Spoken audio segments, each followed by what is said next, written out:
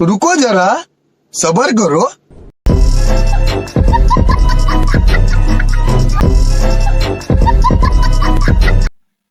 কিরে সবুজ, তুই দেখি আমাদের ফিরে খেতেছ, আমার লইয়া খেলে কি হইতো? এখন একটা বেশি বেশি খাইবার চাস? ভুলে গেছে যা, আগে বলা আপনার কানে ধরলাম, পরে বাবা আপনি দিয়ে খামু।